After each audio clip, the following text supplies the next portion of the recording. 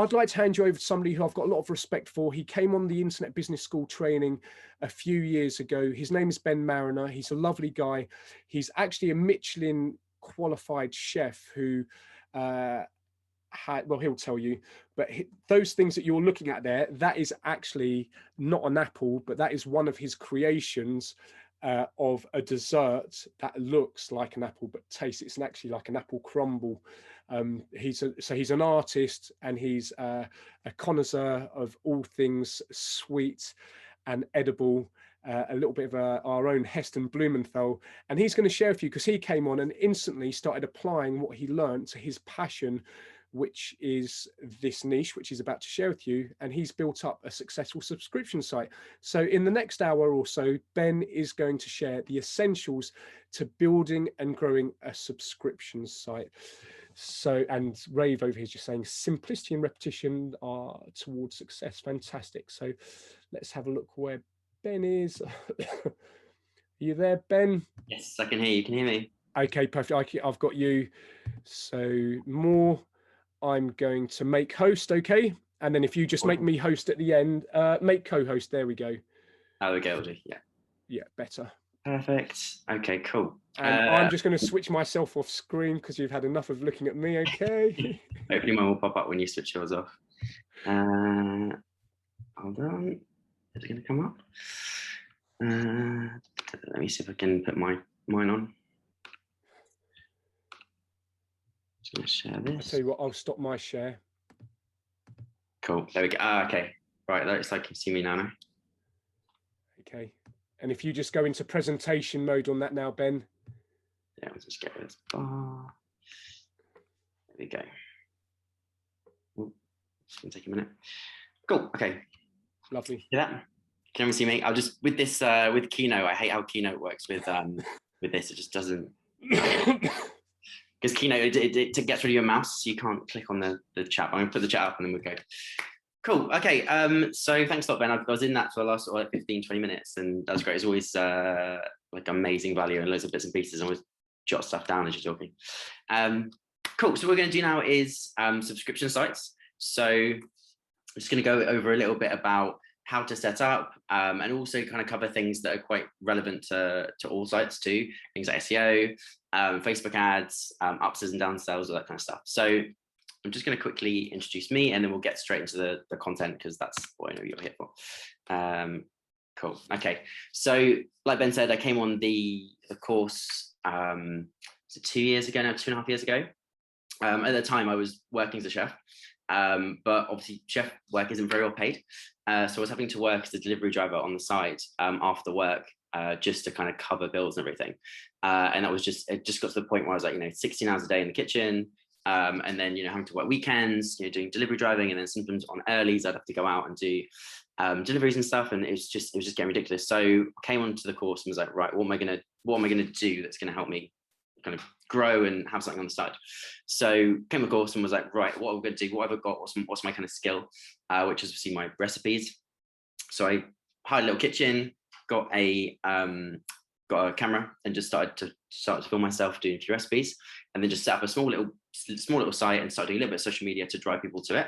And it's kind of grown and grown. The last year has kind of been our biggest kind of growth. Obviously, coronavirus was good for the growth of the business. Obviously, not for the world, but that was a good business to be in at that time. And we've had about 2,500 members come through this year. And yeah, so it just keeps on growing. It's great. At the moment, we're just kind of letting it drop off just to see how long people stay for. But yeah, it's just going really well. So the online page school, so that's the thing I've got on the side. I also do like full-time now. My main thing is Mariner Media, which is a website design and marketing company, which came out of the back of the online page school, because I have to learn how to do everything myself to save money, because I didn't have anything to invest. So I was learning on myself, learning to do Facebook ads, learning to build websites, all that kind of stuff. And once I had got the page school running and outsourced, I was like, well, I've got these skills, so might as well start doing Facebook ads with people, which went really well, and that business kind of exploded. And the last year and a half has been really, really good. So no more delivery driving.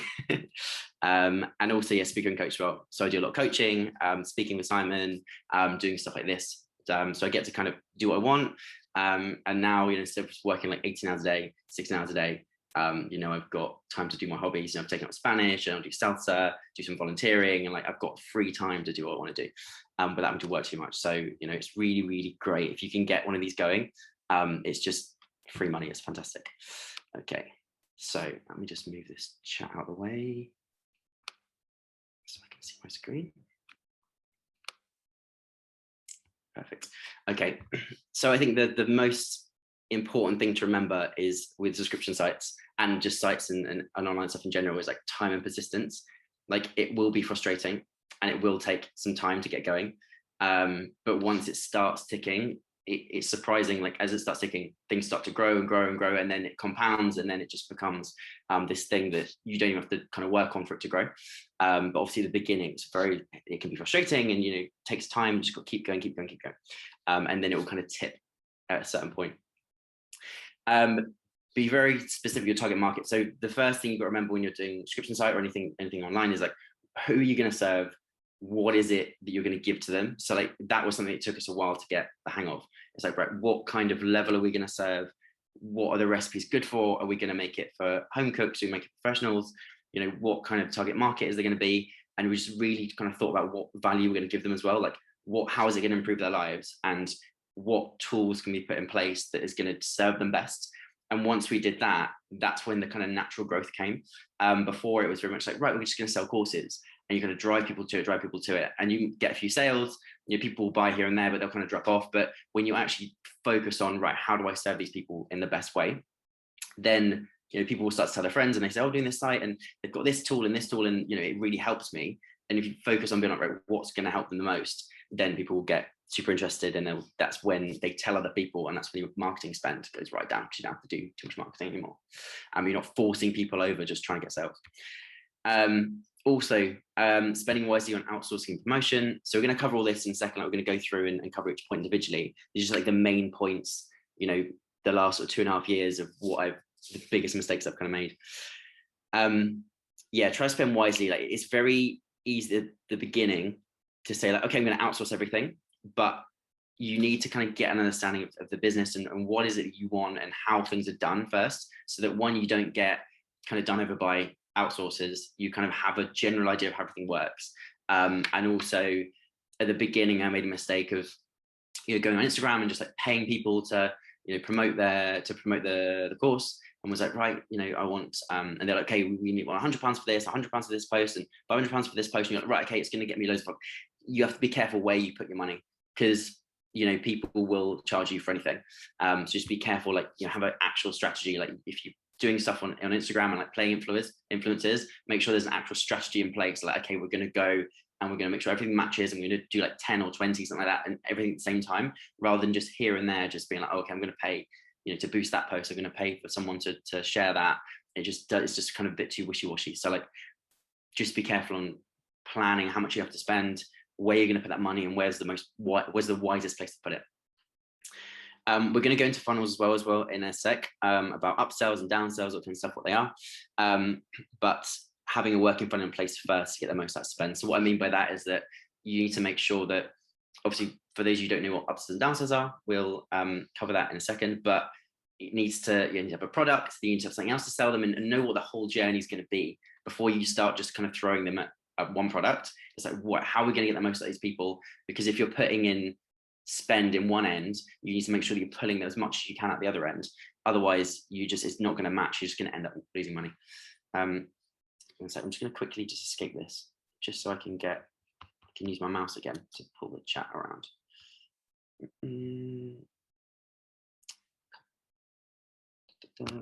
Okay, cool. Cool, perfect. Yeah, just want to see questions. Perfect. Okay. Also, especially with subscription sites, get multiple people to test that out regularly. Oh my God, you have no idea how many times that we've had complaint letters of people like, oh, this doesn't work, that doesn't work. Oh, on mobile, this doesn't work, that doesn't look right on desktop. And obviously you've got lots of different sizes, hundreds of pages. So you just need to make sure that everything works properly. People can log in.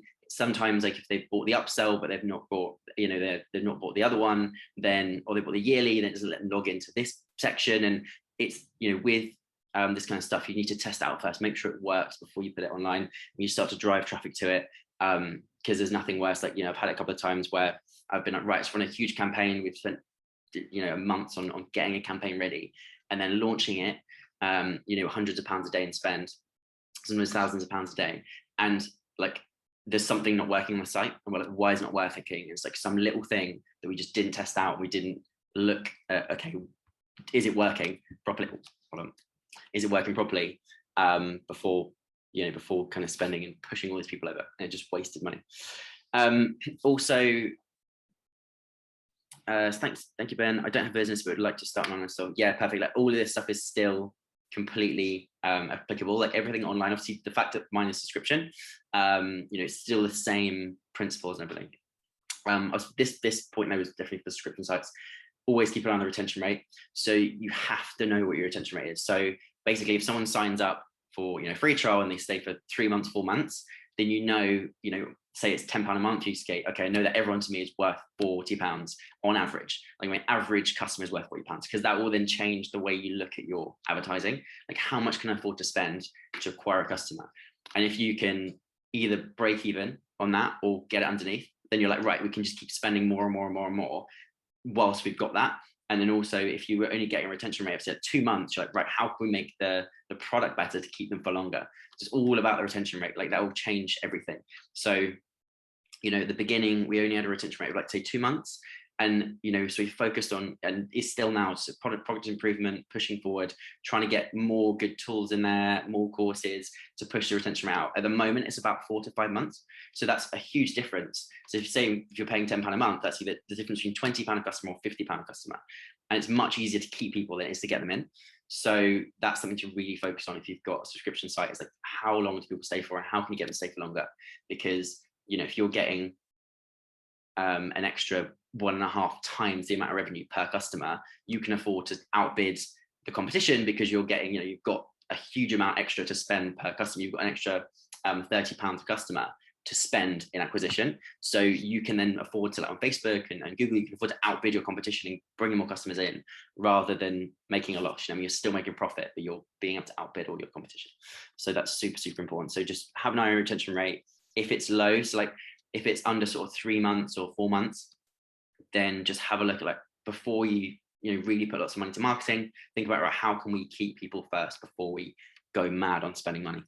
Because there's nothing worse than, like, from experience, spending thousands of pounds on an ad campaign, getting loads of people in, loads of free trials started, go, right, cool, we've got 1,000 people in from this campaign, that's great, they're going to now be customers for the next 6 months, 7 months, that's a huge bit of revenue. And then after the 30-day trial, or after the first month, they cancel, and it's like, we just lost loads of money. So it just be really careful with that, and why people stay, and get used to working with small numbers before you scale up. So pieces you need. So for any online store, especially subscription sites, this is kind of what you need. You don't need to go mad on it. People are always saying, like, I want this, I need this, I need this, I need someone tell me I need this, I need that. It's really the basic things you need to get started are basically a platform to sell it from. So, some kind of website with the ability to do a membership. So that could be like WordPress. I'm going to go into a second, like, why I would always go with WordPress. But there are other sites like Thinkific, and I know Ben's talked about Kajabi. Actually, Kajabi is a really good one. It's a little bit, I don't know how much it is per month, that one. But yeah, that's a really good one too. And there's a couple more that are leaving at the moment, but just be careful what you pick. Also try and stay away from things like Wix, Squarespace, because what will happen is they'll give you the site, okay, it's like £10 a month or something, but then like, oh, you want to add a membership plugin, okay, it's another £30 a month. Oh, you want to be able to send emails to your members, oh, that's another £50 a month. Oh, you want to, and by the time you finish that, you're spending huge amounts on this website, when all you really need to do is pay £10 a month to hosting to just have a WordPress website, and just put a plugin in there that handles memberships.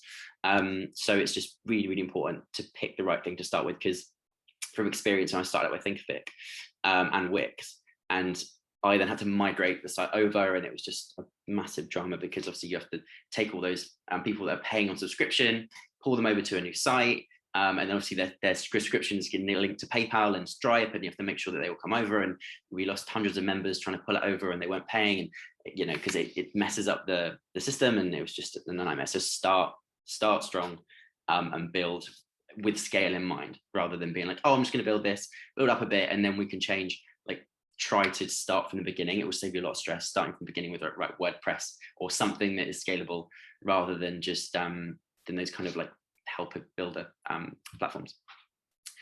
Probably the most important thing, some kind of awesome and useful content. So everyone's got something that they're specialized in. Everyone has something to give. I know that mine is obviously cooking, in that space, but everyone's like, well, I don't have a particular niche, but there's always something you can either learn, or you can or you've got, in that you just have to really think about, right, what value can I give?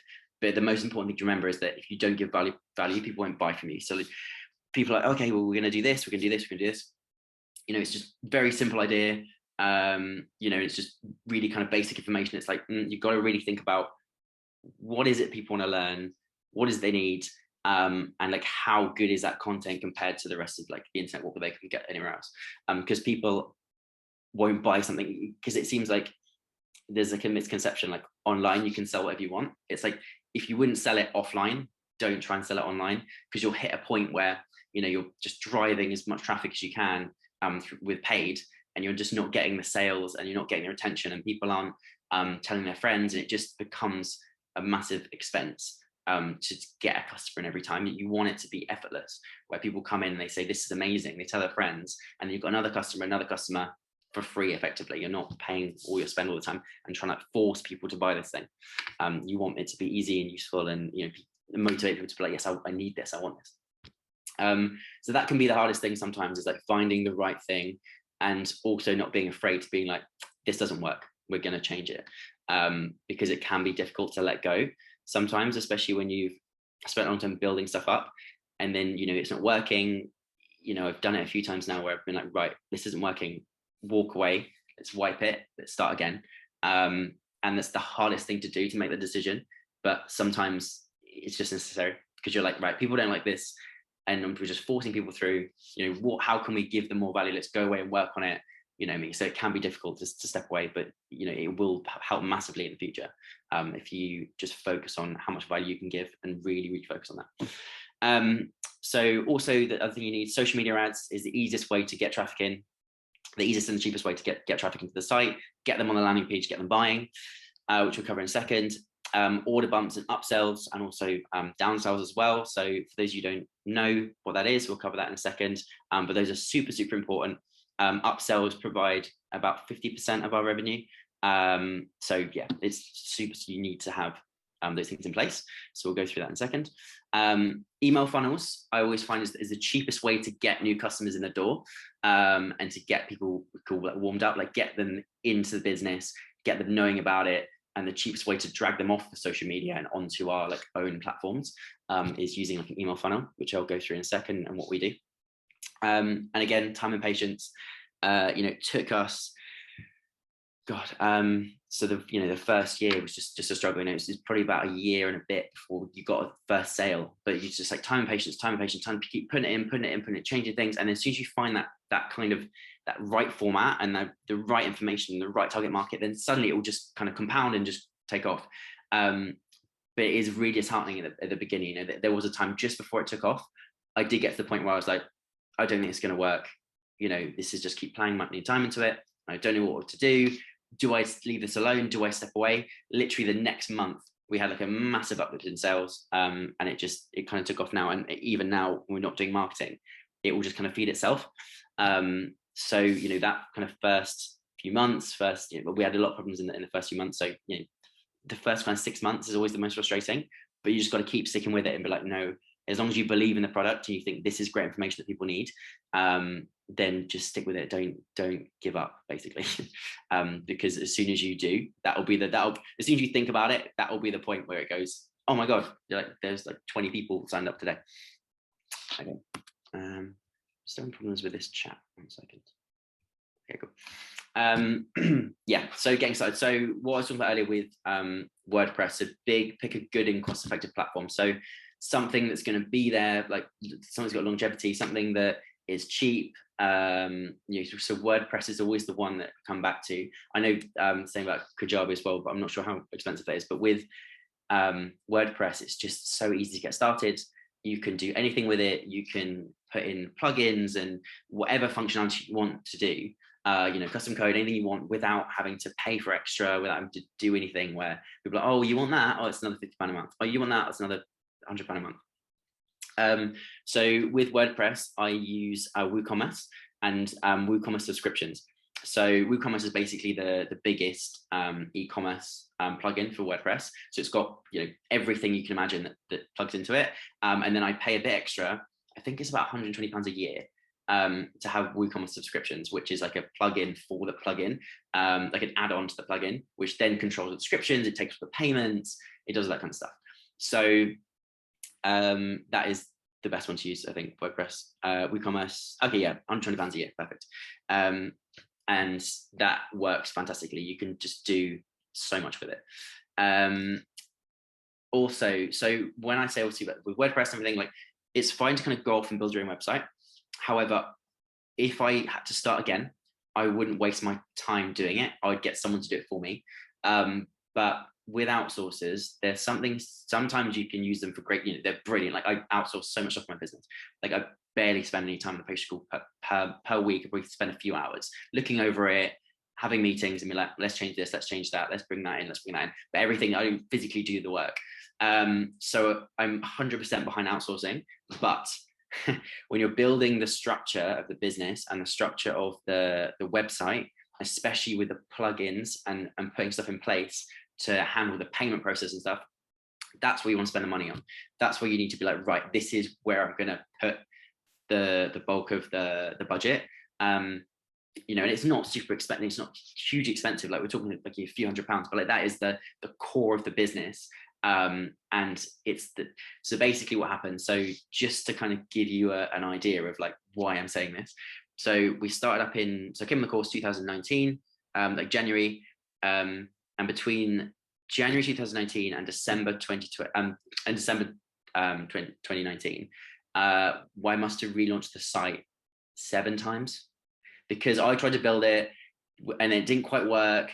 And then we moved it to WordPress, and then I got some cheap outsourcers build it, and then it broke, and then got some traffic, made some sales, but it wasn't taking the payments, and then they couldn't log in, so got loads of complaints and bad reviews, and then the site went down. So I scrapped the outsourcer off, got someone else to rebuild the whole site.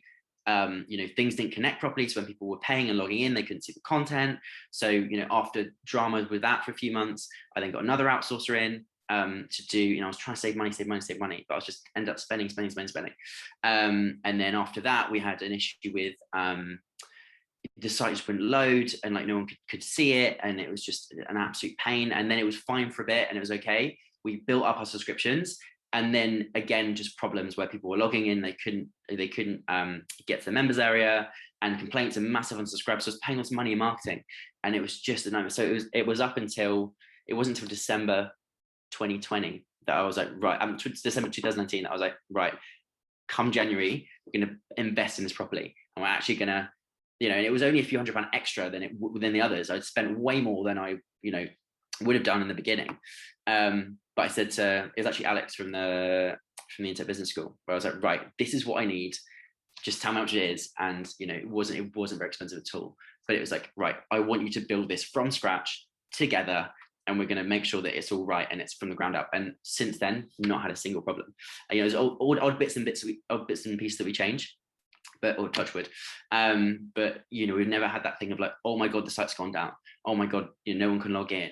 Oh my God. So it gives you the confidence to build up and know that. So Alex Campanella from the Internet Business School built the website. Yeah. So you can always contact Roger if you need to speak to Alex. And he did the site, made sure that all the plugins were working, made sure that everything connected properly, kind of just ripped everything out and just built it back up from scratch. And then took 3 weeks, 3-4 weeks.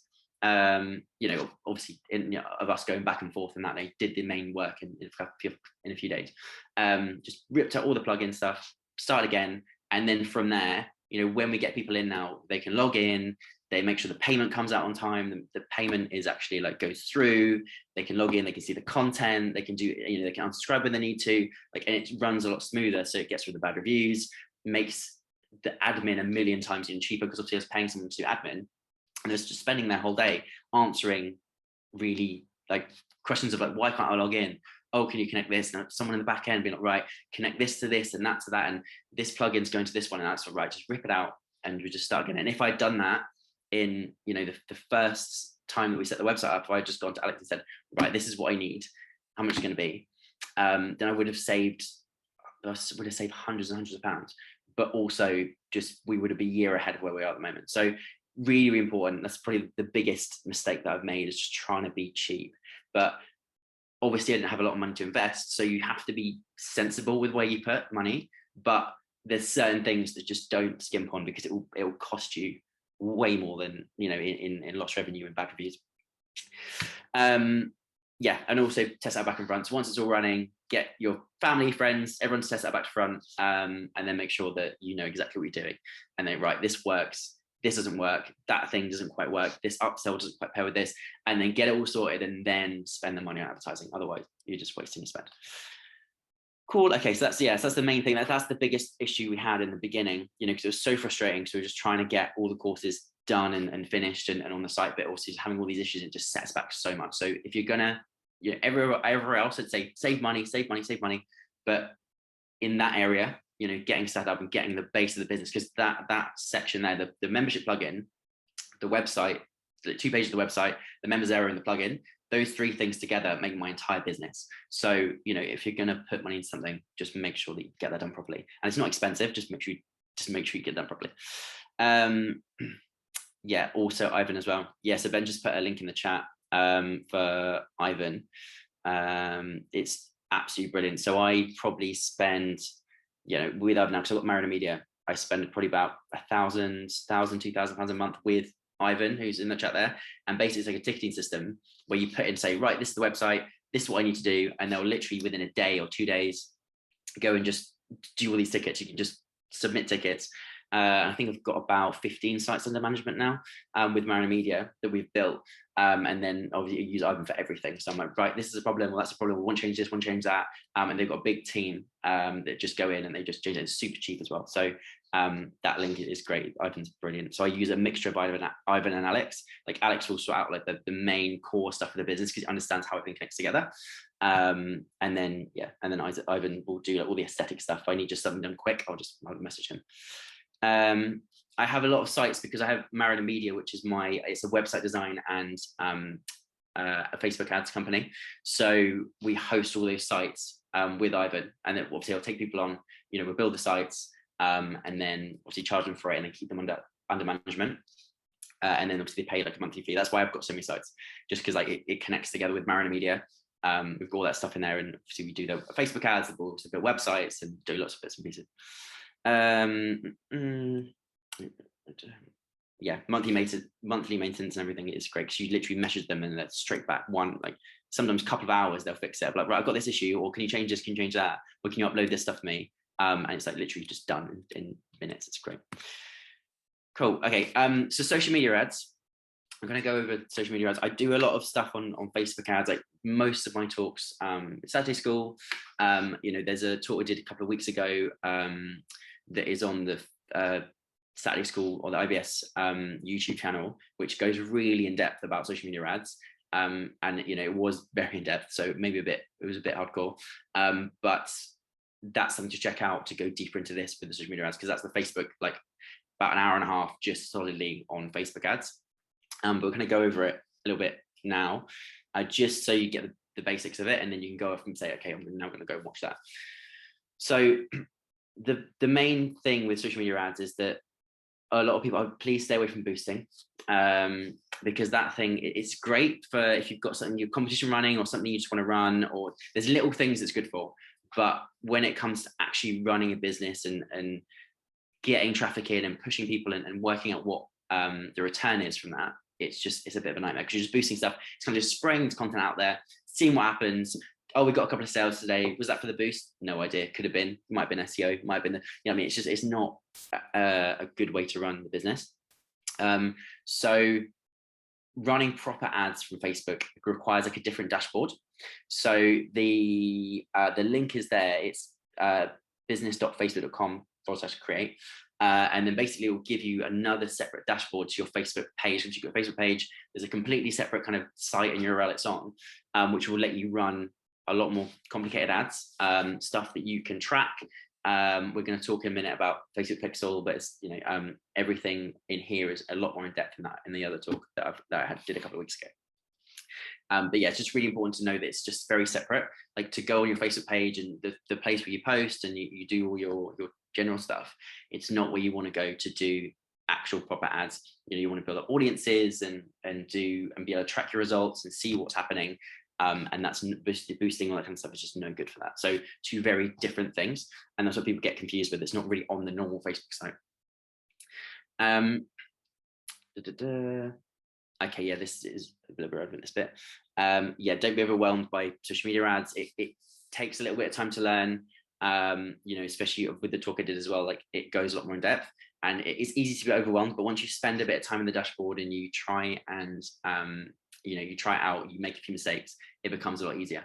And there's only three things within this you need to master. Like when you log into your business manager on Facebook, which does Facebook and Instagram ads, there's only kind of 3 tabs you really need. Which is the ads manager, which is where you look at all your advertising campaigns, which we'll look at in a minute. I'll share screen, I'll take you into my actual business manager. Events manager, which is like, okay, what is your goal? So you tell Facebook, right, my goal is a sale. And then Facebook goes, okay, we know what your sale is, what the goal is. When we run this campaign, we're going to try and get everyone who's already bought from you. We'll take all that data and we'll use that to find people that are more likely to buy in the future. And that's just basically how that works. It just feeds that data into Facebook, and Facebook's like, okay, so those people are interested in this, and this, and at this age, at this location. So let's try and run ads in that section, because I think that, and it will just use its AI learning to find you new customers. And then the third tab, the only other tab you really need to use is audiences, which in there will be like audiences you build, like demographics and what people are interested in, and everyone who's been to my site in the last 30 days, everyone who's bought from me in the last 15 days, and all that kind of stuff you can build in there. So those are the only 3 things that you need to worry about, because I know what's going to happen, and it always happens when someone goes into the dashboard for the first time and they see all the tabs, they just freak out immediately. And it's like, no, it's okay, like don't worry about it. Like those 3 are the only ones you really need to worry about. But we'll go into that a bit deeper later. And also, if you check out the recording from a few weeks ago on Facebook ads, then all this stuff would break it down a lot more. Yeah, obviously, because that's something I don't want to do an hour on this when we've already got that. Okay. Also, something you just need to understand with running effective ads and why they work is something called the Facebook Pixel. There's also something called the conversions API, but we won't go into that now. But basically, the Facebook Pixel is a bit of code that goes into the website, and then Facebook, when something comes over from Facebook or Instagram, and they look at the website, Facebook can then track those people and say, right, okay, that person is interested in this, and this, and they bought this, or they've been to this site, or they initially check on that site. So gets like a profile of them, and then can go match other people and people that are most likely to buy. So that's why it's really useful. So, Facebook ads with the Pixel is like, that's how it works together to find you new people. I've just seen a big one here. Just for you to notice, is really low, and that's not needed at all. Imagine to get much more. Oh yeah, so someone's just gone to my YouTube channel. Yeah, to be honest with you, I use Instagram ads and Facebook ads a lot. With YouTube, I haven't really touched that much. So yeah, I think I've got like 1.2 thousand followers. I mean, it's nothing. Like the views are really low. Because in honesty, I haven't put much time into it. There's no kind of excuse there. I just haven't bothered that much with it. Because all of our, like 90% of our traffic comes from Facebook and Instagram ads. Because that's what I specialize in. We will be like going a bit harder on YouTube soon as things get a bit quieter around media. But yeah, that's why the views are so low, because I've just not put time into it. Yeah, I have top position on Google. I do, yes. Some videos just show how that work. Okay, cool. Next episode. Okay, I'm not sure if basically if you type the online page call into Google, yeah, we are number 1 in most things. There's a couple of things that we're like 2 or 3 on, but yeah, FCO wise, we put a lot of attention into. YouTube not so much, but soon, that's what also as well, something to mention is like pick a platform. Don't just try and do YouTube, Twitter, Snapchat, Instagram, Facebook.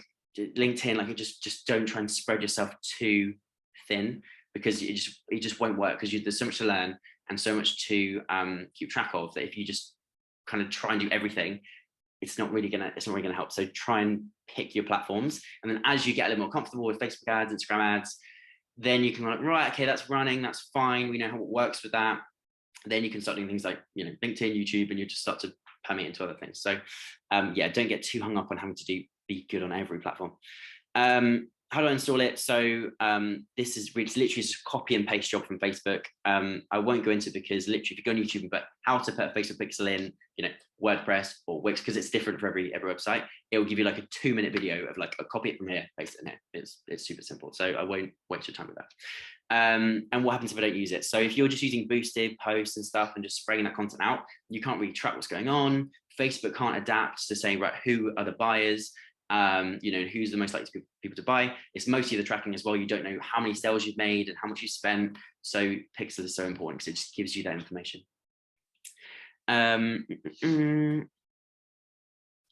Okay, cool. A little bit about ad copy, landing page copy. It's something to kind of throw in, just because I want to show you an actual ad that runs, because obviously I'm going to show you the actual ads we run in a second. But with landing pages and stuff, what I find a lot of people getting started and they're writing the landing pages and not making sales, and they're like, well, why is this not working? Why is my ad not getting clicked on? The biggest thing that I find is that when you're writing a text, people are always focusing on their features, not benefits. So what I mean by that is like, you know, focusing on what the actual thing is, rather than how it's gonna improve your life. So I'm trying to think of an actual example right now. So like bed sheets, for example, like it's like, oh, 100% cotton bed sheets. No one cares it's 100% cotton or 100% whatever, or like Egyptian cotton, or no one really cares about that. All they care about is, oh, it's going to keep you cool in the night. You see the difference between features and benefits. And of course, obvious example, Patreon School is like, right, instead of saying, oh, we've got 40 different, obviously the details are important, but they're not the thing to focus on. So you've got, okay, we've got this many courses, and we've got this, we've got this, we've got this. This is how it works. It's super easy to log in. Like, yes, that's all a part of what they need, but that's not what you're going to focus on the ad. It's like, you know, how does it feel to, you know, be able to cook amazing restaurant quality desserts for your family? You know what I mean? It's like, that's the benefit of the features. So the features are like, oh, it's easy to log in. You've got all these videos, you know, you can have it on your phone, you can have it on desktop, you can have it in the kitchen, but people don't really care about the what. It's like, why do I want that? Oh, because then I can do this for my family, which is gonna make me feel good, you know. So it's focus on what they're going to get out of it, rather than what the actual thing is. And I see that all the time, where people are just like, you can play with different things, like different ads we've run that have done really well, like we'll have different text in it and stuff, and it won't be as focused on that. But in general, like especially on landing pages, like, why do I need this? So you've got someone's attention for literally a minute, less than a minute. If someone's on a landing page, maybe like a minute you've got their attention for, if they're interested. If not, like seconds. If they read the first line and they're not interested, you've got seconds of attention to catch them. And you know, when you're writing a landing page, it's like, the first thing is like, right, what is it? Why should I get this? Like, what's the draw? What am I going to get out of it? And then you kind of go down slowly. Let's say, okay, why? What is it? How's it going to help? And then you can put the details in of like, okay, what's this long, this many courses? But no one, the main point is that no one really cares about what it is, only what it's going to do for you. It's like, you know, an iron, for example. Like you're not gonna say, oh, look at this iron. It's got great, it's like copper. I don't know what that thing is called on the bottom of the iron, but you know, this is copper and it's got like a great wire and everything. It's like, well, I don't really care about that. All I care about is it's going to do the job. Like I want my clothes ironed. Like it does it do that job? It's like, this is the benefit. This is the benefit of it, is that you're going to be able to go out and your shirt's going to look crisp, and it's going to, you know, you're going to be able to go into meetings and not look like a mess. And that's the draw. It's not the fact that the cable is 2 meters. You know, I mean, no one cares. It's just like, that's the feature that's going to help me get the benefit. And as long as you focus on the benefits, you know, that's the thing. There's no one's advertising iron, just like a picture of the iron, like no one cares. But it's like, right, do you need to go? Do you have a lot of meetings? Do you travel a lot? Especially with the steam ones, like do you travel a lot? Are you always walking to meetings with crease shirts? Well, this is going to stop that from happening. Like that's the benefit, rather than, oh, it's portable and it's, you know, it's this and that. People are like, well, I don't really care. Why do I need that? Also, just, know what their pain points are. Just think about what your target audience, what is it that they really want? Like, definitely think about, what do they want to get out of it? What are, just what are their main pain points? What's the thing they're struggling with their life that your product's going to change? And if you focus on that, that will help with sales. Use bullet points. Bullet points are really effective because it just gets, especially in ads, it just gets the point across so much quicker. Like, no one's going to read a block of text. You have to remember on social media that people are skimming. And if you ask them to read something, no one's going to read a big block of text. You either do a couple of lines and then you have like a bigger section, like you can then get bigger as you go down if people are interested in reading. But using bullet points will just get that attention and pull them in. Because what will happen with landing pages and with ads, people will skim through first. They'll read like the main headings first. Then they'll decide, okay, yeah, I want to read this. Then they'll read the smaller text, and then they'll read the longer text. So like, they'll read headings first, then they'll go back and read subheadings, then they'll go, just the way we read. So if you can't grab their attention quickly, then, it's not going to help. Like, no one's going to read a paragraph on social media. No one will read a paragraph. Like, they just don't, unless they're so bored. And also intrigue above the fold. So what I mean by that is, like, on a landing page or on an ad, there's always like a bit at the top. So like on a landing page, you have like a bit the bit that shows when the page loads, the bit that shows on the screen. Within that section, you need to be able to sum up what you're selling and why it's good for them, within a few seconds, because otherwise, and they want to make them read on. Otherwise, if they see that and they're like, then they're just going to bounce off, because there's just it doesn't pull them in. So that's what we say, always above the fold, which is like the first thing that loads. You need to have some intrigue in there and like give them incentive to read on, rather than just being like, if it's just a single image, then it's just, they're like, well, I'm busy. Like, people are really with that. And also keep it simple. Like, it doesn't have to be complicated. Like, communication is easier when it's just simple, clean bullet points, like a couple of sentences. It doesn't have to be mad. Like, obviously we test different things. You test different lengths of stuff. Like, our copy is maybe like medium to long, because that works the best for us.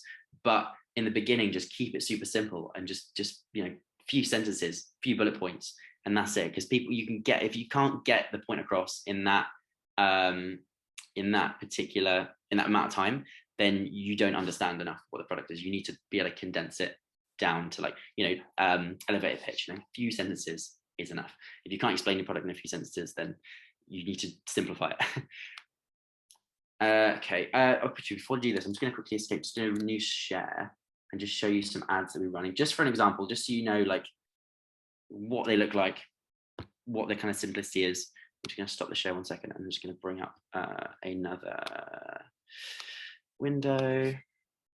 Okay. Can everyone see that? Can everyone see this page? It's my, yes, okay, perfect. Right, so this is inside my Facebook Ads Manager. So for anyone who doesn't know what the Ads Manager looks like, I was saying, you have two different, you have your Facebook normal page and the place where you run ads from. This is what the ads thing looks like. And there's lots of tabs and things that are very confusing, but it's very simple, but it just looks very different. So if you can't see this, when you're doing your ads, then it's all blue and you're doing like boosted posts, then just try and stay away from that. Like, this is the place you run proper ads on Facebook. And yeah, just really simple ads. Like, we just basically what we did, just take a snippet of some of the courses, and then I just made a little video, and it's super easy. Let me just play this. Hold on, so I'm trying to skim down. I can't remember what it was. Also, little intros like that really, really help. Just make things a little bit professional at the start and the end of each video. On the courses, we always have that little intro. That cost me, it was like $10 on Fiverr. If you go on Fiverr, there's a guy called Skyler, so Skyler, and yeah, he's $10, and there's a big selection. You shoot through. Simon's got all these, we use them in that business school as well. You just go through all the different types and be like, right, here's my logo. This is the kind of type I want. And then he'll send you one of those. And putting those at the start and the end of videos and stuff just makes it look so much more professional. That one that you just saw wasn't the full length one, because obviously I don't want them to spend too much time on an ad looking at an intro. But it's just great for branding. Okay, so really simple. Just taking stuff that I've already got and just whacked it into one So the idea of having an online pastry school is really to bring together the combined knowledge of all of the coaches, make it easy to suggest, and it gives us a great platform to be able to share all of that.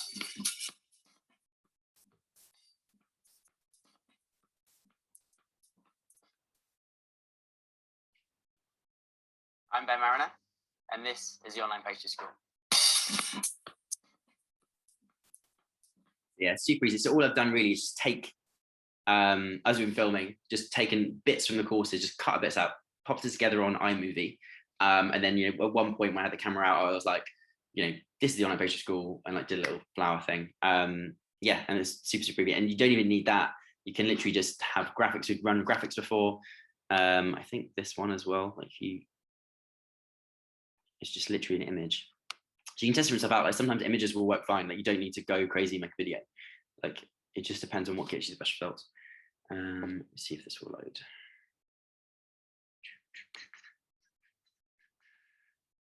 Yeah, iMovie's great. Literally, I use iMovie for everything. Just to cut little snippets out and put them together. You don't need a professional editor, especially with the other. Yeah, see this one literally is just me just blowing red powder. Like it's just a little picture. So it doesn't have to be insane. Like the actual ads doesn't have to be mad. And also, what you don't want to do, you don't try and sell too hard from the ads. All you want to do is create enough interest in them to click. Like the goal of the ad is to make them click on it, not to get them to buy, because you're sending to a landing page that's going to convince them how to buy, going to buy, and that's what's going to give them all that information. So you don't need to go crazy on trying to get people to right. This is what it is. This is how much it is. Like just go back because you've got such a small amount of space. Like all you want them to do is click on it, which will also bring your ad cost down because obviously the interaction is a lot higher. And when they click on it, they just go over because there's intrigue there to go over and have a look at the website.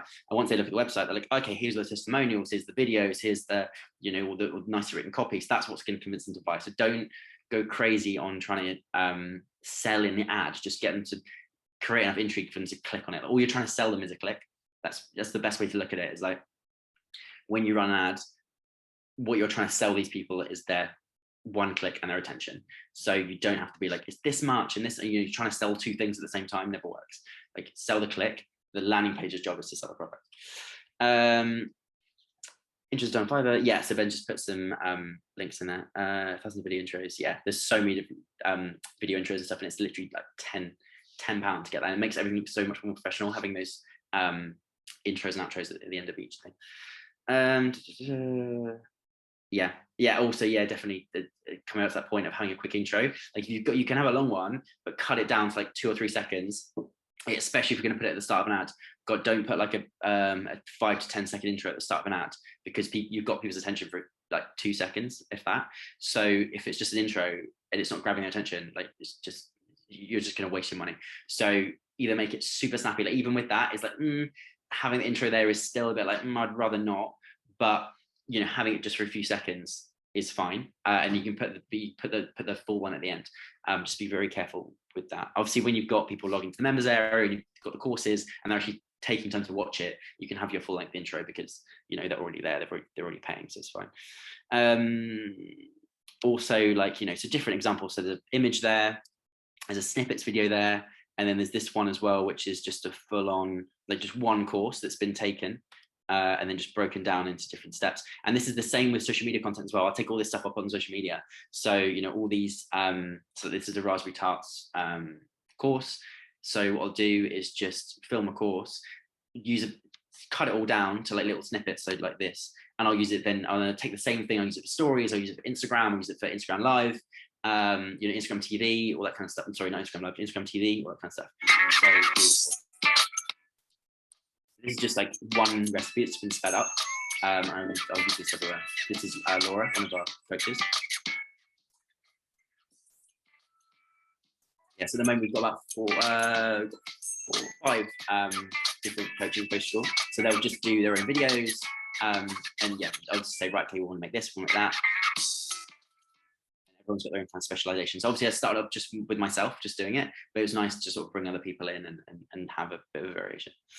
Repurposing is just so important because from this video, like it took me like 3 minutes to make, just cutting it down. I was like, right, that can now go over to the guy does Instagram and Instagram Live, Instagram TV, and then we can make a slightly different, we just crop it a little bit, and that goes on stories, and the same on Facebook. And then what I'm going to do, and actually next week's job, is to take snippets of the courses and upload them all to YouTube. I've got about 50, 60 videos to upload to YouTube. So just repurpose all this stuff. Like, don't be making content for everything, because you can just take the same video and use it 10 times. Okay, there's another one I was going to show you. Another ad. I can't remember what it was. Ah, yes, a free trial. So this is a free trial. So the same kind of thing, where I've put lots of different videos. So basically, I've made loads of different videos, upload them all, and Facebook then just decides which one that performs the best. So just for an example.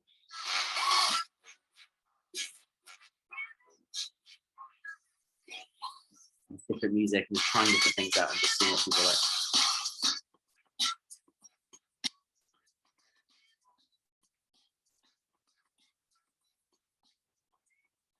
Little bits like that, just little snippets. There's some of me there, there's some of the other tutors. So just try different things out. You know, it's quite easy just to make all these little videos, try things out, see what works, and then you'll find, for us, this works the best. So you'll find that balance after a while and be like, right, this is what people like the most. Okay, let me just reshare my presentation. Cool, right, should be back now. If anyone can't see that, just let me know, but I think we'll be fine. Yeah, also, so importance of upsells, bumps, and downsells. So an upsell is basically like once someone's bought, it says to you, okay, well, you bought this. A good example of Pastry School is they buy a monthly membership. It says, oh, but would you like to save money and buy a yearly one? Because our yearly one is, I think, $49.99, and then the monthly one is $7.99. So they save a lot more money by doing yearly. But for us, that's now a retention of 12 months. They pay like 12 months. Well, okay, obviously it's a massive discount, but I think it's about the same as 6 months. But that's now that's set in stone. It's like, right, that's our 6 months worth of revenue from that person straight up front. So that's more important to me than getting them subscribed, because otherwise what happens is that you might keep someone for 4 months or 3 months, or they might subscribe straight away. But if they buy straight out the upsell, it's like, right, they're locked in 6 months, they've already paid up front. So the retention rate on average then goes up massively. So, and also, people forget, and they'll let it renew. And obviously if people forget and they're just like, oh, renewed, and you didn't want to pay for it, it's just a mistake, then we'll be like, okay, that's fine. Same thing Ben was talking about earlier with the money back guarantee. Good business practice. Like if someone signed up for a year and a year later it rebills them for another $49.99, they go, oh my God, I didn't know. Oh, like I just forgot about it. And like, oh no, I really need money. It's like, fine, like absolutely, it's fine. It's good reputation, it's good business practice. Say, fine, no worries. Like, there you go, here's money back. But most people, 99%, will just leave it. And then each year you're just getting, at the moment we're getting from last year, we did a big campaign across October, November, December for Christmas, and had a lot of yearlies there, and this just starting to come back in again, and everyone just kind of leaves it. It's fine, it's just like £50 here, £50, it adds up at the end of the month. It's a few £1,000s every month, where just all those renewals come in, and then obviously it compounds. So we're getting new signups, plus the monthlies, plus the new yearlies, plus also the ones from last year and the year before. Like it just compounds over the years. So that's why I love subscription stuff so much. But yeah, so an upsell basically is like once they're bought, it will say, oh, would you like to add this, or would you like to switch it to this? And that's why I always say, like, get someone who knows what they're doing to build the core part of your website, because with an upsell, you want to be able to, like, they click yes, it charges it immediately, then it upgrades them to the right package. That you don't want to be having to learn that. It's worth spending money just to get someone to do that, rather than having to learn it and just go through the stress, because it will take them like a day and it'll take you like 6 months, trust me. Order bumps basically are things like within the checkout that you can be like, oh, for us, it's like, oh, would you like to download a PDF copy of, it's like all the basic recipes. We've got things like meringues and what's in there, like custard and all the kind of basic stuff that you can have in your kitchen, like a little folder. And I think it's £12, and they can just add that to their cart. Just go click, yeah, I want to add that. And then when they go through checkout, it adds it on and just adds that extra bit of revenue on. And it takes away, because obviously what you got to look at is like, how much am I spending on social media? How much am I spending to push traffic across? And once you know that, you're like, right, if we've got like a £12 product, that offsets the cost of your advertising, and everything else is profit. Rather than eating into your profits, it's just that little bump to cover your costs a little bit more. And you'll be surprised how many people actually buy them. And if you've got, say, a $7.99 a month product, and you're just doing that, the difference between that and having a £12 order bump plus the $7.99, then they upgrade, and then they go, oh no, actually I'm going to upgrade to the yearly. And we don't have any downsells at the moment, but a downsell is basically when they've gone through the whole process and then they go, oh, say to the upsell, they say, oh no, thank you, I don't want to do a yearly. Then you go, oh, downsell, oh, but would you like to do like a, would you like to join a live class, or would you like to join, or would you like to get the molds or something that's downsell, some little book or something. So you go up to do the order bump, then they buy the core product. Then it's like, oh, would you like to upgrade? And if they're like, no, they say, oh, but would you like to add on this, which is a little bit cheaper, and try and find where their level is. So as long as you've got all these things in place, you want to make sure that you're getting the most out of people as possible. And most people too will always want the best of everything. It's surprising how many people will buy upsells, because they'll order something like, well, would you like the deluxe package with all this stuff in it? And they're like, yeah, like I want that. And if that's 3 times the price of your normal stuff, it's like you're spending the same amount of money to get 3 times the amount of revenue. And then suddenly your average revenue goes up, and you've got so much more money to spend on advertising and growing the business and reinvesting, and it just makes such a difference to the bottom line. Okay, let me just put this in play mode, sorry. So quickly going to go over email funnels. So with email for subscription sites, super important. Obviously keep people updated, making sure that they know new courses. For retention, it's super important having a list to send out. So I think we've got about 5,000 on our list now, and we send that out all the time, being like, right, we've got these new courses uploaded, we've got this new live class happening, like just to keep the retention in, because people will be like, oh, it's come on my account this month, I'm not really using it, don't know what's really happening, I'm just going to cancel it. But if they've got, okay, next month this is coming up, next month we're doing this live class, next month they're like, oh, I'll leave it for next month because I want to do that. So it just kind of keeps them in, like just keeps them going. So make sure that you're doing that. On the other side, are you struggling to find new content all the time for keeping the course fresh and people in the membership? No, because I just keep adding new recipes, we keep doing new live classes, because obviously with pastry there's unlimited amounts of things you can do. So this month we normally add like a couple of courses a month. I'm doing a bit of a push this month. We're changing it around a little bit. I think uploading it's about 25 new courses this month. So just a huge amount of content. Obviously would never upload that much. One or two a month is enough to kind of keep people in. But at the moment we're doing kind of refresh and like opening up the members area to a lot bigger, a lot more sections. So we're uploading content to kind of coincide with that. But yeah, once or twice a month is fine. Like, and you'll find out what your level is. Like if you bring down your posting, like the amount of times you're posting a month, and then your subscription starts to drop off, like you can measure that and be like, oh, well, hold on, people are starting to unsubscribe. Let's try this and try that to see how long people can keep in. And it is a long process. Like it's a longer process on like just making sales, because like, right, we made this sale, made that, so sales have gone up, sales have gone down. But obviously to see a retention rate, you have to leave them for a few months, like and see where they drop off. Like some people have been with us now for like 18, 19 months, since it kind of started and got it going. But some people will sort of like subscribe and then do their free trial and then be like, nah. So yeah, so you just gotta kind of work with it. But with subscription sites, you never really know your retention rate fully, like roughly. But obviously people that are with you now, they could stay for 10 years and you're not sure. So it does take a little bit longer to work out, okay, what's that average retention rate? But yeah, but basically, like, the more content you upload, the more value you give, the longer they'll stay. Is it best to start a WordPress blog first? See if that works before adding membership? Yeah, that's exactly what I did. So basically the way that the website works is it's basically a blog, but the membership plugin means that they can't see the blogs. Obviously they don't look like blogs, they're structured into like pages, but they are effectively in WordPress size, they're just blogs that people can't see unless they're logged in. So I mean, that's basically what we do. But yeah, I mean, you can start a WordPress blog, see what traffic goes through, maybe just ask like an email address or something to let them see some content, and just get used to driving traffic, getting used to offer something small, get used to driving traffic and doing content, and see how it takes off. And then you can then put a paid element to it. Can I outsource the email funnels? I wouldn't. I do, but to someone. So the person I work with is called Jodie, and she does all of the emails and stuff. But it's not outsourced. Like say you outsource to India or something, for example. I wouldn't do that, because you need to have the emails need to come from like a place of kind of in the business that's got some heart to it. a little bit more, nicely designed and, speaking first person.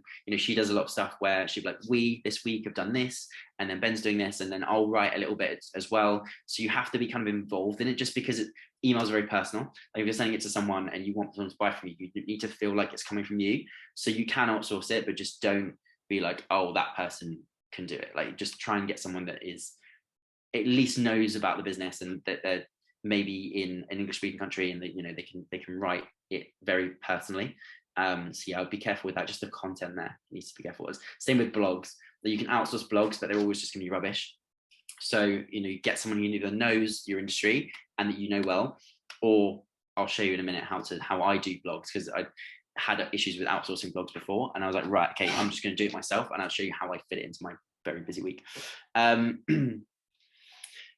When you first started your digital agency, where did you gain your experience to do the job for your first client? So basically, I was my first client. So I would test stuff out on the pastry school, and I would do stuff and try things out and try ads, and then say to someone, I've done this, would you like me to try it for you? And they're like, yeah, fine. And then you get results from them. I work for free for a bit. So I'll just work for free, and I'll say, right, okay, I think this works, but let me just try it for you. I'll do it super cheap for you and see. Then you get a bit of experience, a bit of testimonials. And then suddenly, as soon as you start getting some results, I ran a campaign for someone.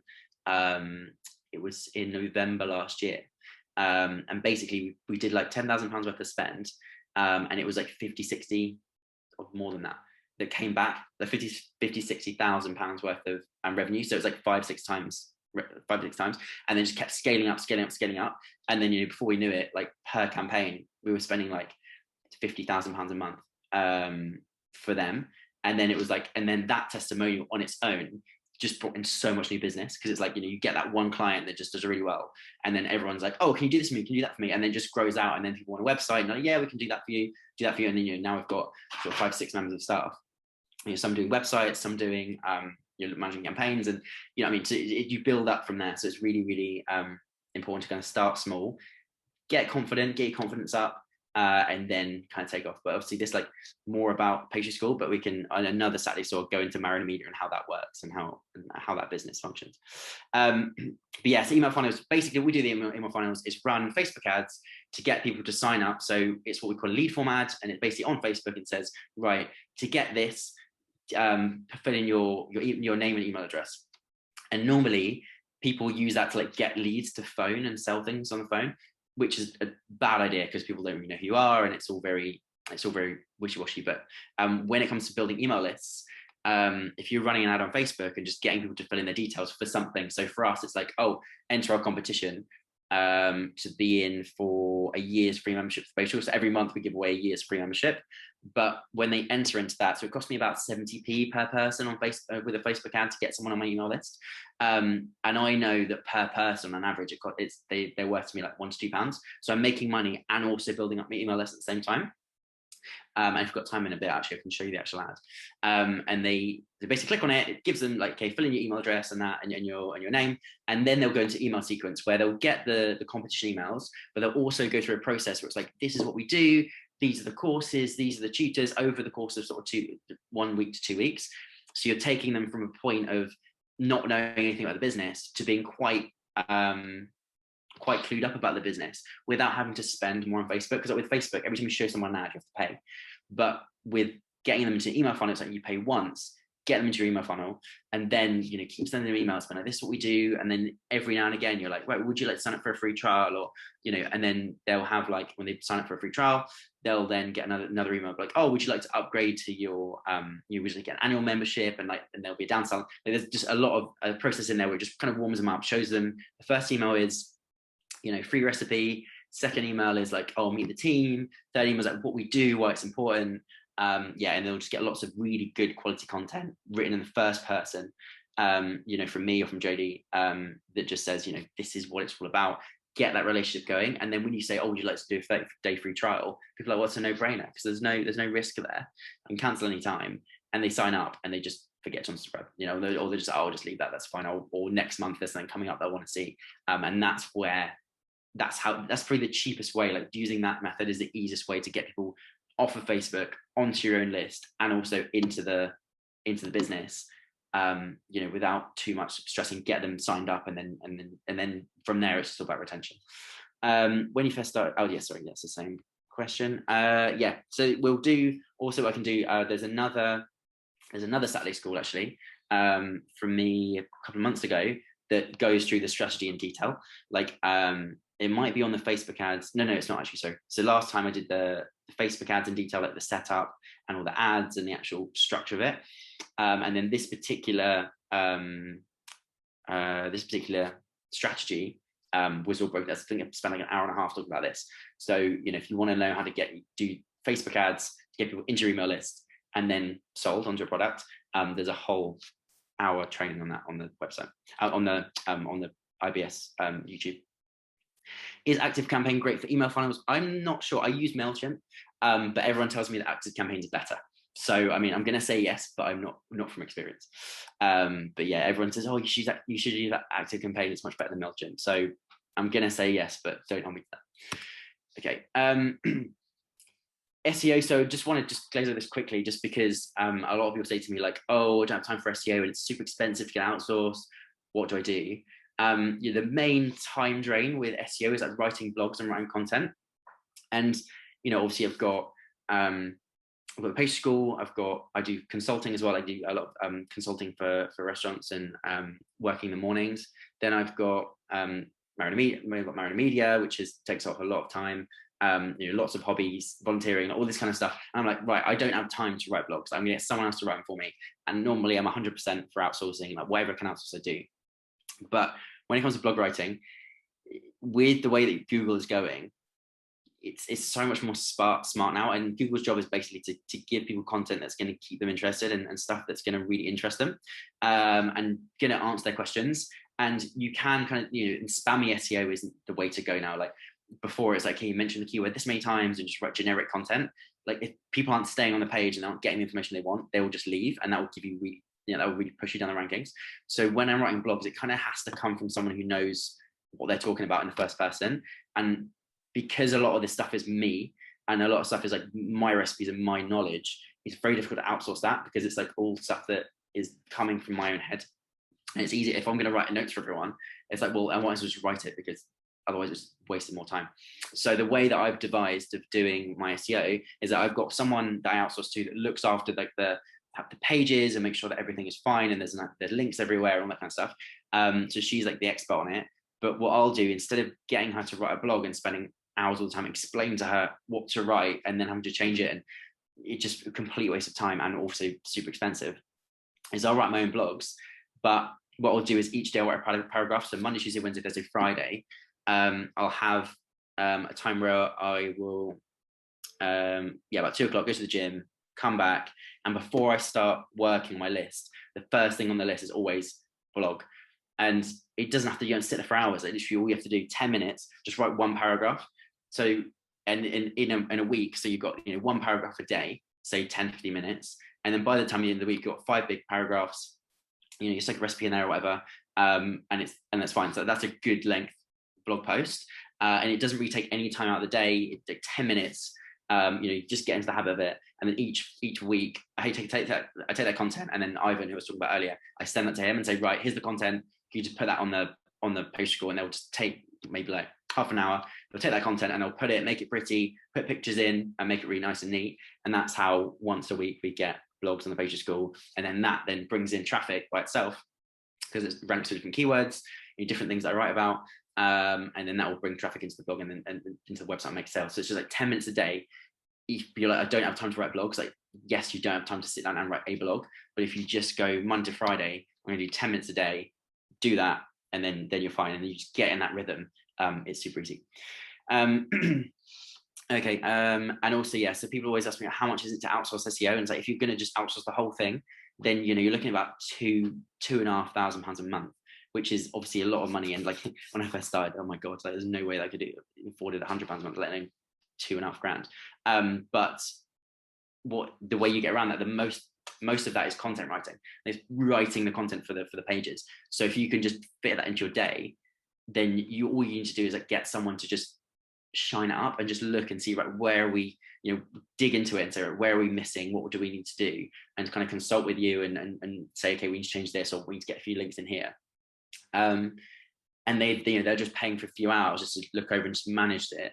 But you're doing the actual physical time consuming work. So you're not just paying out someone that's to do kind of boring work that is charging like £50 an hour. Like you hire them for 2 hours rather than 50, Yes, I also, just to mention Yoast as well. So Ben just put a link, just put a thing in the chat. So Yoast is great. So I use that to do my blog. So it basically, Yoast is a plugin for WordPress. It's like Toast but with a Y. And when you upload a blog, you put in the keyword, and it will tell you like how, like if there's any mistakes in there, like which you use the keyword more, if you're got the right headings, like, and it will scan it and just make sure that everything's fine. And it will give you like a traffic light system where it's like good, red, amber, green. And also the readability of like how easy to read. Should you do shorter sentences? So you can put it up, you upload it, and then once a week I'll just go in and say, right, the last week's one, I'll scan it and say, right, okay, this is missing. It'll give you all the points that's wrong. Go in, just make a few edits, make sure everything's green, and they go, cool, okay, now move on. And that's not the only thing you need to, obviously, speaking with my SEO consultant, like it's not, hi mate, sorry missus, what is the optimal word length for a blog? What does Google like best?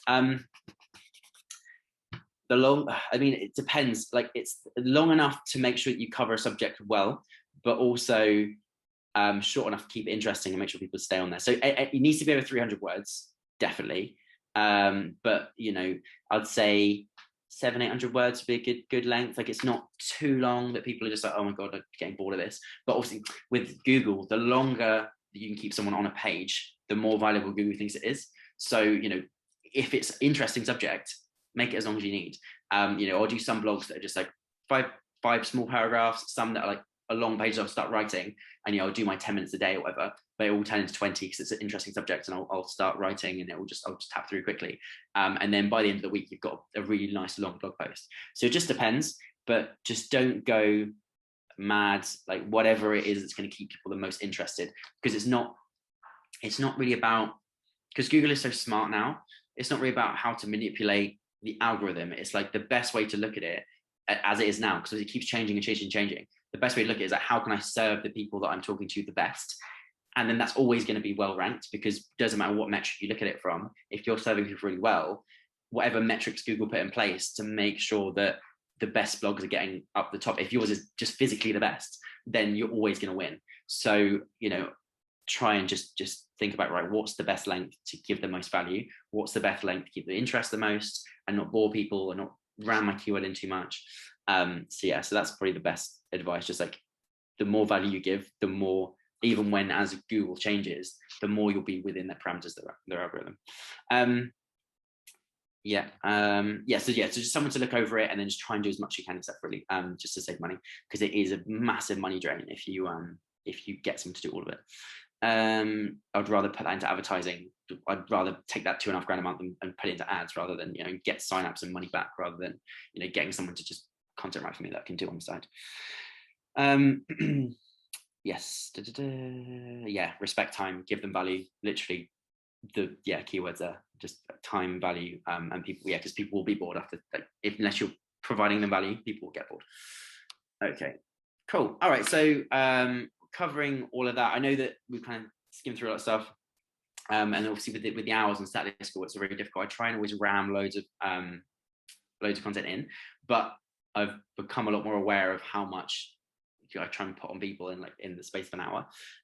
So I'm not obviously marrying me at the moment, fully booked. I'm focusing on the page school, so I'm really, really protective of my time at the moment because I'm so busy. But I always at the end here, there's no big course or anything to sell, but I always put a link at the end if anyone wants to contact me, or you want to speak about sessions, or you want to do want to go deeper into something like ads or SEO, or look at the site, or any technical issues or whatever, then you can always book in there. I've got coaching sessions with my Calendly, so there's a link there for you guys if you need it. So you've got it there. If it runs into problems with SEO, ads, setting up the site, or struggling, or content, or anything we've covered, then at least then you've got a way of getting in contact with me, and setting up a session. And then obviously you've got my outsourcers, like people I work with and do sessions with. Obviously I can say, right, use this person, use that person. This person's the best one to use. Don't do that. And then obviously with the website, it's like, this is how mine is set up. Just do the same thing, and having support and everything like that. So hopefully that is useful, because then that gives you like an option if you ever get stuck of where to go. But yeah, yes, Ben, I do need to shorten the link. It was a bit of a rush last night. I didn't realize I was doing Saturday school this week. So last night I was like, oh, just grab everything together very quickly. Let me just jump out of this. There's one more thing actually I want to show you with SEO, which I forgot. Let me just share the screen 2 seconds.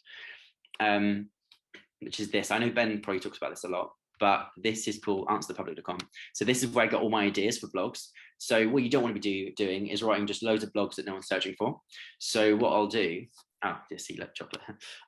So answerthepublic.com is basically will let you know what people are searching for. So if I'm going to say, right, let's say ruby chocolate. I think it's quite big at the moment. So basically ruby chocolate is like a new type of chocolate that they've brought out. It's naturally red. And let's see what people are asking about it. Because what you want to do, you want to rank for things that people are searching for. And then once they're in the blog and they're reading about it, they're already on the site. And then it will give you this, like say ruby chocolate, right? These are the questions that people are asking: what, why, will, where, which, whatever. So what's ruby chocolate? What is it made of? Is it healthy? Who invented it? Who sells it? Who discovered it? This is all stuff that's like, right, okay, if we're going to write a blog now, I'll be like, right, what is ruby chocolate as a heading? And I'd be like, okay, what is it made of? Is it healthy? Like all these kind of things that people are asking, that's what I'm going to put in my blogs. Yeah, where to get it, why is it so rare? Yeah, all that kind of stuff. So all these questions are stuff I'll be asking. You can even split these up in different blogs. So chocolate, you can have ruby chocolate there. You could say, right, where's the search bar? Okay, I think you need to refresh the page, but like there's loads of stuff in there. You could put like, right, croissants, or what are people asking about pastry? Like what are people generally asking about? What people are putting it, and it's like best 5 desserts to make with puff pastry, or best things to make with apples, and like what is it that they're researching for? So think like, right, I'm going to take all these little pieces that are actually ranking and searching and got high volume, and then I'll write a blog about that and just use that for my weekly blog writing, and just decide what I'm going to do. So really, really important. Just make sure you're writing the right things. Yeah, otherwise you just waste your time. Like if you just think about stuff out of thin air, it's like, well, why you're probably not going to hit on the thing that people want to hear about the most. Okay. And also, yeah, just quickly, I'm just going to show you the actual site. Just so, I know I'm kind of skimmed over that, just so you guys can see the how it works. So just move this out of the way. So we've got membership page. So when they're not logged in, all they'll be able to see is just this page. Let me just go on here. Just going to show you the landing page, and you kind of get an idea of and a feel for what it is. So like I said, above the fold, straight away, what is it, why they need it, and also a button to just straight away, like, right, a buy button. So they know as soon as they land that page on mobile and on desktop, it's just straight up, this is what it is in short. And obviously try every month. And then as you go down, they've got video, then a little bit of copy, then what you're going to learn. So you've got obviously beginner lessons, intermediate lessons, advanced lessons, and you get access to everything, live classes that go online all the time, a little bit more about the tutors, and then 1 month cancelling time, no commitment. That thing is like no risk, no commitment, cancelling time is fine, because people getting them in is really hard to get them to trust you enough to get them in.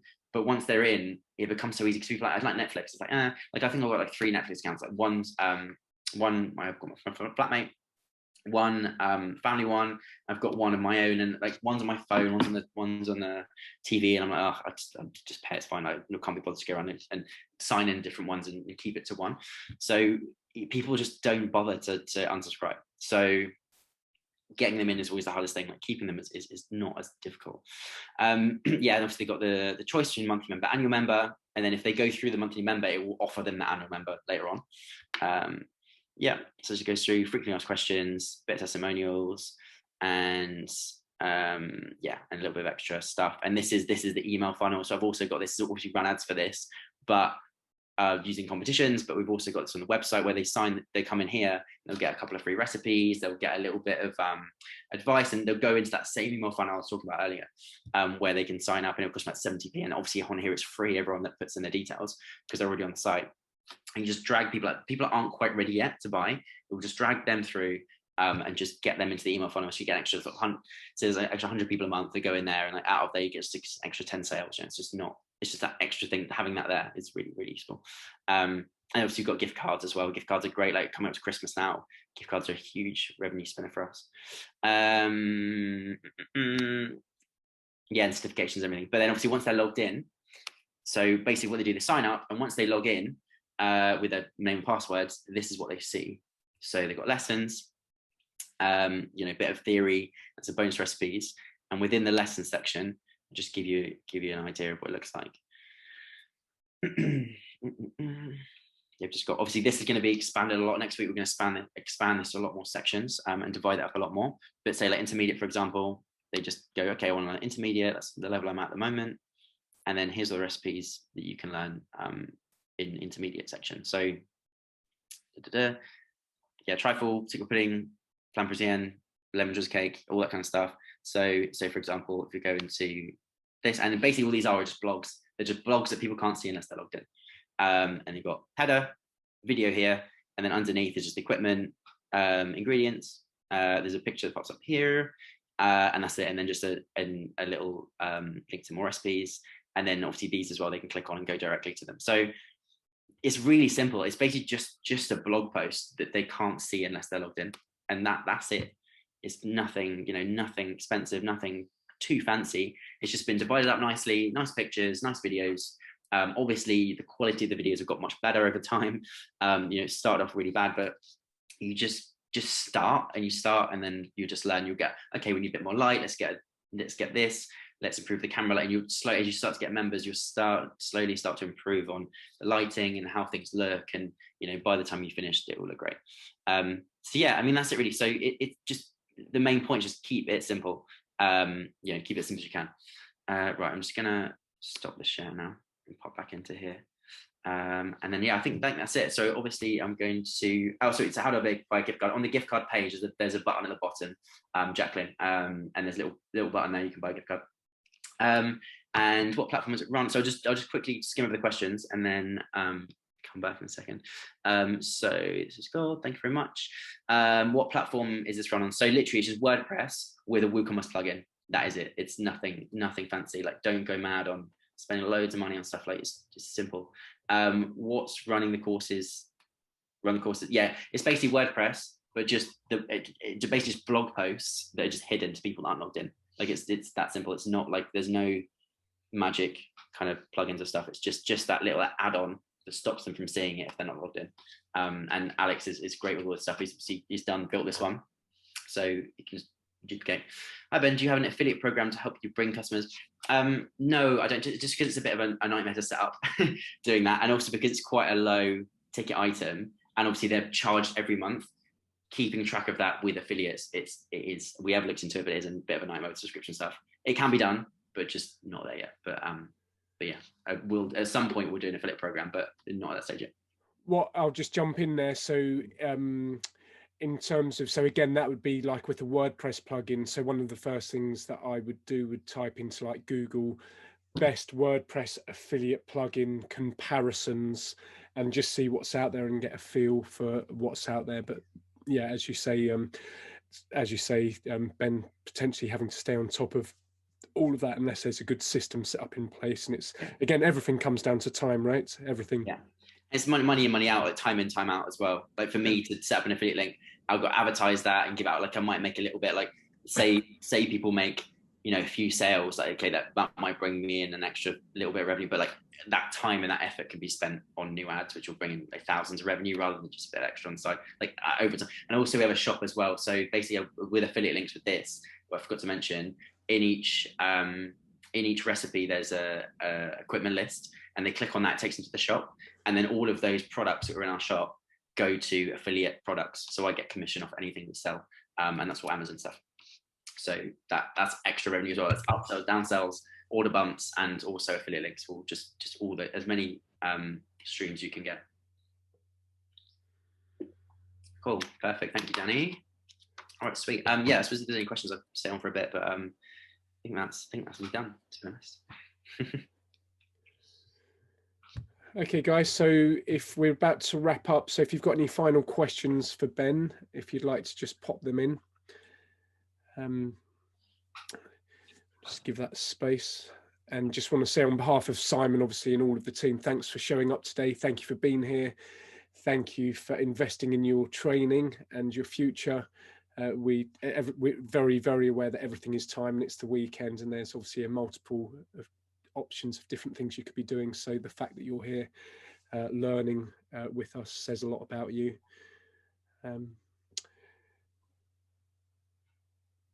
Okay, so it doesn't actually seem to be questions, just people saying thank you for the value, Ben.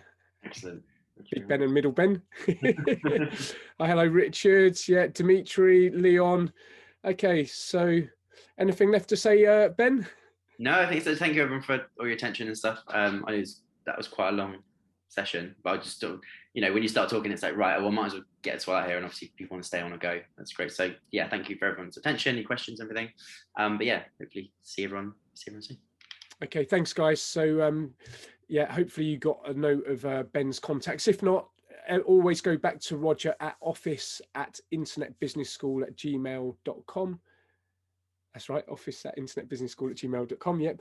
And I just ask Roger for who's ever contact. So I'm Ben Brophy. This is Ben Mariner. Alex Campanello. If you just say there's only one Alex, so if you ask for Alex, and Roger will connect you if you need a coaching session or some mentoring or one-to-one with any of us.